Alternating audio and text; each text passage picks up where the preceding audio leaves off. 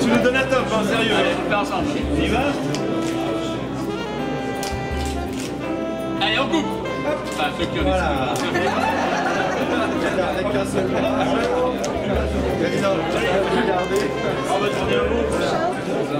Donc, juste on va faire visite du bâtiment, on va voir les différents, à la fois les différents espaces qui sont véritablement en fait dédiés pour l'ensemble des publics. Donc cette aile-là du bâtiment 1, c'est la salle, en fait l'espace vie sociale, qui a 3 salles de réunion respectivement qu'on va voir. Une plus grande, d'une capacité de 30 personnes, pardon, 20 à côté et 10 derrière. Au bout en fait de cet espace, il faut que j'attende un peu. Donc au bout de cet espace-là, il y a une cuisine pédagogique. Donc cette partie-là, c'est essentiellement alors tout ce qui est animation linguistique, tout ce qui est association le soir qui viennent faire des réunions, salariés, tout ce qui concerne en fait la partie famille, pas trop enfants, hein, tous les adultes entre guillemets sont maintenant en fait vont pouvoir être accueillis en fait dans ces 3 espaces-là respectivement, plus la cuisine pédago. C'est prévu aussi que dans le fonctionnement du centre, cette partie-là puisse être complètement isolée du reste du bâtiment pour qu'une assoce qui, le vendredi soir ou le jeudi soir, fait sa réunion, qu'elle puisse faire sa réunion là, sans non plus prendre la responsabilité d'ouvrir le bâtiment, l'entrée officielle, quoi. Donc du coup, c'est pour ça qu'il y a une entrée un peu annexe. Cuisine pédagogique. Qui fait office de salle de réunion. Ça veut dire, salle de réunion, ça veut dire que quand il y a une cuisine pédagogique, souvent ils mangent. Et pour éviter qu'ils aillent dans une autre salle manger, c'est prévu en fait que le public, les 8 personnes, les 8 participants en fait mangent dans la salle. Donc du coup là il y aura un îlot, sans salle avec une bonne dimension, la bonne taille, quoi. Et donc du coup en fait on reste dans la cuisine pour manger, voilà, même les enfants quand ils font des ateliers cuisine, en fait ils mangeront là-dedans. Quand ils font les ateliers cuisine, hein, voilà, ouais, voilà. C'est pas une cuisine de collectivité, c'est véritablement en fait une cuisine pédagogique. Donc avant d'aller dans la partie périscolaire, on va juste faire un passage en fait par la partie administration. Donc tout ce qui est bureau, ça veut dire qu'à la fois direction, mais aussi ce qu'on appelle dans notre jargon à nous, plus les responsables de secteur. Ceux qui sont vraiment sur des porteurs de projets, pas forcément que animateurs, quoi. Voilà, donc référents de famille, animateurs jeunes, ils ont en fait un espace de travail en fait en haut. Alors on peut dire oui, loin du public, tout ça, relativement proche, loin, tout là. L'idée c'était quand même que quand on est là, on fait de l'administratif et après on va dans les lieux de vie pour faire un métier d'animateur, quoi. C'est pas fondamentalement gênant. Dans un bureau là, en fait, c'est pas là qu'on va faire une préparation d'activité, quoi. On va pas faire de la peinture dans le bureau administratif. On fera la préparation d'activité en fait dans les lieux qui sont dédiés pour faire la préparation d'activité, quoi. Donc du coup il n'y aura pas non plus de peinture qui traînera là en haut ou de je sais pas quoi. Là on se concentre sur le projet, la construction de projet, quoi. Voilà. T'as combien de mètres carrés en tout? 2000, je vois Monsieur Ré. 2400. 2400. Avant pour info on avait 800. Donc on change de siècle, génération, on peut tout dire, hein, voilà, de monorail TGV, de, je sais pas, c'est des bureaux en fait, alors ils sont 2, 3, 4, suivant qui ils sont, 14 salariés quand même présents, et qui sont alors dans l'administration, hein, secrétaire, comptable, référent de famille, les animateurs responsables de secteur, mon bureau à moi, et il y a encore 2 places de vide là, où justement dans les grands espaces là, il y a des projets qui sont en train de naître, tout ça, pour qu'on puisse encore éventuellement accueillir ces 2, sachant que ceux qu'on va recruter là, c'est pas des animateurs périscolaires, hein, c'est plus des animateurs responsables de secteur, oui. Par là. En fait, c'est pas des salles, je me répète, Les bureaux, en fait, c'est parce qu'on... Voilà, il n'y a pas de bricolage là-dedans, quoi. Voilà, on bricole. Vous avez dit combien de personnel? 14, là, en fait, on est 14. Nous, dans la structure, en tout, on est 22. 22, sans les animateurs qui font du développement personnel cours du soir, genre prof de yoga, tout ça. Mais 22 qui sont... Alors, tout le monde ne bosse pas, ce qu'on appelle un peu les permanents. Tout le monde ne bosse pas à temps plein, hein, par rapport à tout ça, mais 22 salariés qui sont pratiquement là tous les jours, quoi. Voilà. C'est rare, tu avais fait un calcul juste avec la manutention par rapport au manque de surface dans l'ancien centre. Donc du coup, ouais, juste, c'est ce qu'on verra après dans la salle cinéma. Ouais. Ou dans la salle cinéma, en fait, on accueille quand même 120, 140 séances de cinéma dans l'année. On est dans école, collège, lycée au cinéma. Tous les festivals Augenblick et compagnie, tous les séances tout public. Et donc du coup, on était à, en estimation, uniquement une personne qui met les chaises et qui enlève les chaises. Parce qu'on a une séance de cinéma cet après-midi. Ce soir, il y a du yoga. Du coup, il faut qu'on enlève les chaises. Et parce que demain matin, ça nous est arrivé en fait, de les remettre demain matin. Donc, juste pour enlever tous les trucs là. Donc, on était à 75 heures de travail pour un salarié qui simplement met les chaises et les enlève. Je ne compte pas l'opérateur qui fait, qui allume l'appareil, tout ça. C'est entre guillemets un autre métier, quoi. Hein. Voilà. Souvent, c'est la même personne. Mais c'est un autre job. Il y aura un gain de temps.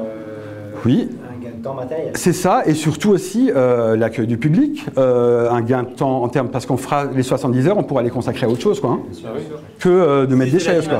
Voilà, et puis c'est ça, et puis voilà. On va aller maintenant dans la partie enfant pré-ado. Donc en fait là on rentre dans la partie enfant ado, pré-ado. Là en fait cette partie-là en fait elle est technique, hein. C'est purement livraison traiteur, des locaux techniques de ce type-là. Donc du coup dans cet espace-là en fait il y a une, ça veut dire que pour rentrer dans cet espace-là il faut appuyer sur un bouton et c'est que le public autorisé entre guillemets qui peut y aller. C'est-à-dire que le public qui rentre là-dedans, souvent c'est des parents qui cherchent leur enfant, ils le cherchent dans cet espace-là, mais il faut qu'ils appuient sur un bouton pour pouvoir accéder à cet espace-là. C'est pas ouvert au tout public non plus, quoi. Voilà, on se met, il faut qu'on fasse qu'on effectue une démarche pour rentrer dans ce lieu-là, qui est essentiellement destiné donc au maternel jusqu'au collégien. Donc là aussi, là, on a plus réellement en fait la partie bureau des animateurs, essentiellement périscolaires, animateurs enfants. Donc du coup, eux, en fait, c'est leur espace de travail. Derrière, il y a un lieu de stockage, mais c'est un peu leur espace à eux, quoi. Voilà. Donc là, on continue, en fait. On est dans une partie aussi où, je prends l'exemple, 7h30 le matin, on a un périscolaire matin. 7h30 le matin, en fait, les parents et les enfants rentreront par là. Ils ne rentreront pas par l'entrée du bâtiment, puisque à 7h30, pas utile d'ouvrir le bâtiment. Et actuellement, le défaut, un des défauts qu'on a dans l'ancien, c'est que c'est appelons-le un moulin. Voilà, n'ayons pas peur de le dire. Tout le monde rentre par où on veut. Là, 7h30 jusqu'à 8h30, en fait, les parents, même en centre aéré, on sait que c'est ici. Le public, il ne rentre pas forcément là-bas. Par contre, ce que nous, on insistera, c'est que le soir, les parents, en fait, il faut qu'ils rentrent par l'entrée et pas par là. Ce chemin-là, en fait, il sert aussi pour accéder à l'école maternelle primaire qui est juste là-bas, quoi. Donc, ici, là, on est dans l'espace maternel. Le principe de fonctionnement, en fait, de l'ensemble de nos 3 espaces qu'on va voir, c'est que à la fois, l'espace là, en fait, c'est la partie restauration, elle est derrière le meuble. C'est-à-dire que les enfants en périscolaire midi, en fait, mangent dans cet espace-là. Et ici, c'est ce qu'on appelle espace de vie.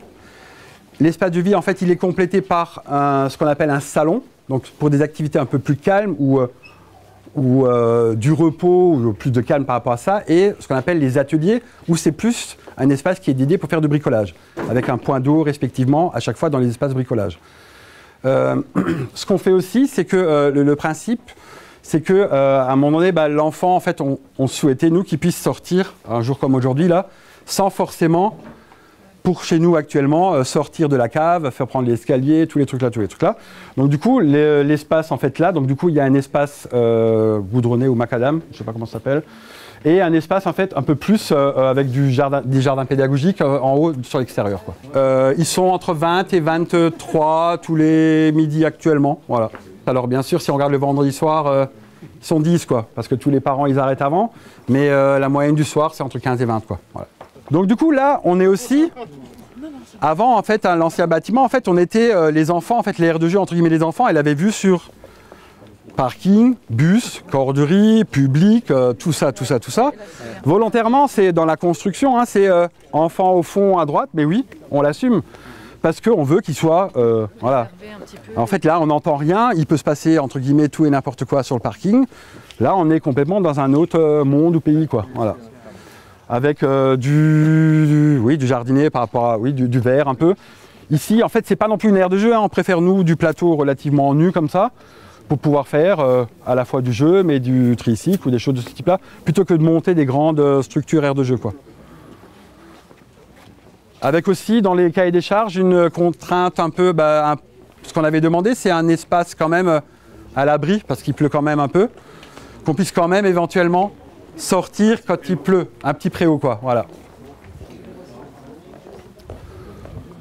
Donc là, on a, là c'est purement technique, mais c'est essentiellement tout ce qui est dehors, en fait, se range là-dedans, ne se rentre pas à l'intérieur, voilà. Donc là, on est plus chez les CP, CE1, CE2, CM1, plus ou moins comme ils sont grands. Voilà.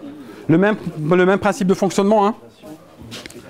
Un point un peu restauration, un point salle de vie, un salon. Le principe du périscolaire aussi, hein, c'est que les groupes maternels, primaires et les plus grands sont autonomes à 100%. Ça veut dire que personne n'a besoin d'attendre l'autre. Et chacun mange à l'heure où il veut. Le traiteur nous ramène, pour les maternelles, je prends l'exemple, 15 repas, nous ramène 15 repas pour les primaires et nous ramène 15 repas là-bas. C'est 3 thermoports différents, il fait très bon, on n'est pas obligé de manger à 11h45. Les animes décident à un moment donné, ok, on mange aujourd'hui à 12h15, on va dehors. Chaque groupe est complètement indépendant les uns des autres. Voilà. Les meubles qui sont là, en fait, ils mettent la table, ça veut dire que les assiettes, fourchettes, couteaux, tout est ici, tout est rangé ici, et c'est les enfants qui, au départ, métier, on met la table, tout ça, et on mange, quoi, voilà. Mais on n'est pas obligé d'attendre, ça veut dire que tous les 40, 45 qu'on a ne mangeront pas au même moment, quoi, voilà. Ils mangent vraiment à l'heure où chacun veut, en fonction, chaque groupe veut, voilà. Le salon, de nouveau, le principe, donc il n'est pas encore équipé. Alors dans l'équipement, tout n'est pas là, hein. Il y a des choses, il y a une deuxième bague qui va venir le 26 ou le 27 juillet. Mais on est dans l'esprit salon. Voilà, on est dans l'esprit salon là. Hein. Donc là, on est dans l'atelier de nouveau, qui est propre d'eux. Ça veut dire CP, CE1 potentiellement aussi, mais les plus grands. Voilà. Donc c'est faut s'imaginer, c'est un espèce d'îlot central comme ça, ou un vrai atelier, quoi. Il n'y a pas de table, pas de chaise. C'est un plan de travail et en dessous, en fait, il y a des choses pour mettre et il y aura des casiers où les enfants, en fait, une fois qu'ils n'ont pas fini aujourd'hui, en fait, ils peuvent mettre dans leur casier pour finir demain. Voilà. Et on voulait, voilà, espace de rangement, mais propre à chacun et il retrouve son bricolage le lendemain parce que c'est rangé dans sa boîte là. Voilà. Là, on est dans le CM1, 2, 6e, 5e, 4e, un peu l'espace enfants les plus grands. Alors, c'est un peu salon-bureau cette fois-ci, parce qu'il y aura 2 ordinateurs. Toujours l'espace où on se restaure là. Baby-foot, voilà, un peu pour les plus grands. Hein. Et le petit patio, donc du coup, les deux groupes là, en fait, respectivement, en fait, ils ont un accès dans ce petit patio là, où il y a un salon de jardin. Et aussi, sur le mur là, et comme sur le mur à l'extérieur là, la possibilité de petits jardinages de ce type là. Mais c'est pas pour les maternelles en fait, hein. C'est vraiment un peu pour les plus grands, quoi. La co-visibilité, c'est aussi intéressant pour les animateurs. En fait, c'est ça. Donc, du coup, en fait, on est dans le lien, alors, CP jusque 4e, quoi. Vous voyez, entre la succession, il y a les maternelles à part. Alors, bien sûr, ils en feront aussi, ils se verront aussi par rapport à tout ça. Mais ce qu'on cherche, nous aussi, à construire, en fait, c'est du primaire, en fait, au collège, quoi. Voilà. Dans cette partie-là, cette aile-là, qui va donc du CP jusqu'au 4e, on verra bien après jusqu'où on ira, quoi. Bon alors, le patio. Donc le principe du bâtiment, avant le patio en fait, hein, sur ce qu'on commence déjà à entrevoir là, c'est que, entre guillemets, un début. Là, on est dans la partie, ce qu'on appelle forum, dans un premier temps. Forum, c'est ici, véritablement, en fait, le lieu de vie du centre culturel. Ici, qui peut être à la fois soit ouvert en entier dans la totalité, jusque derrière le bar, soit à un moment donné fermé. D'accord ? Suivant ce qu'il y a. Ici, c'est plus qu'un accueil, en fait, c'est le lieu de vie. Il y a à la fois exposition, des choses de ce type-là, Le public qui vient, il est là, c'est des... voilà, en permanence, en fait, il y aura quelque chose là-dedans, dans celui-là, complété par le patio, où dans le patio, en fait, donc du coup, il y a un espace qui va être engazonné, voilà. C'est prévu, en fait, que ça, c'est l'espace avec des salons de jardin, mais pour les adultes.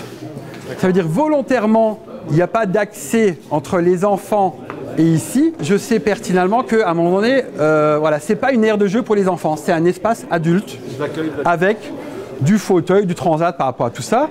Une particularité aussi, c'est qu'on est, donc on va y aller là dans une salle de cinéma. La salle de cinéma, en fait, elle a double fonction. Là, on va avoir une séance de cinéma projetée dans ce sens-là sur un écran qui est comme ça. La cabine de projection là-bas, il y a une fenêtre là, où en fait on peut projeter en fait sur ce mur qui est là. Et donc du coup, on pourra en permanence en fait faire du plein air. Voilà. C'est-à-dire qu'il y a dedans, dehors, sans forcément faire quelque chose là. On a déjà fait nous du cinéma en plein air. Il faut chercher l'écran, c'est compliqué, il faut bouger l'appareil, tout. Là, en fait, et donc du coup, voilà, vous l'avez vu, il y a de prévu en fait pour les haut-parleurs, le branchement haut-parleur. Du coup, c'est du cinéma en plein air, mais pas que. On serait là maintenant sur une inauguration à l'heure là, à cette période-là, mais ce soir à 21h.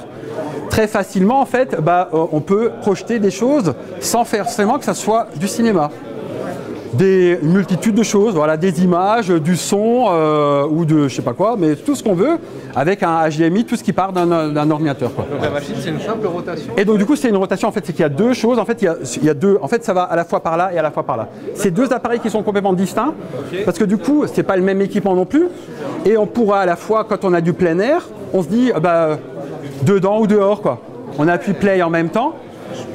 Partie 1, partie 2, on peut inverser les groupes, on peut s'amuser, voilà.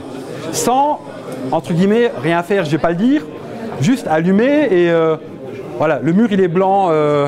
Bien sûr, c'est pas un écran de cinéma, mais le but c'est pas non plus, voilà, on est sur des projections, quoi, hein, voilà, par rapport à ça. On va dans la salle de cinéma, mais venez, prenez place s'il vous plaît, hein. Il y a une projection, une petite projection qui va durer quelques minutes. Donc on est dans une salle... j'ai presque envie de dire une vraie salle de cinéma, hein.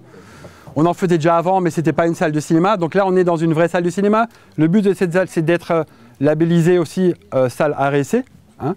On est déjà, comme je l'avais évoqué avant, dans tous les dispositifs d'éducation à l'image, dans un certain nombre de festivals.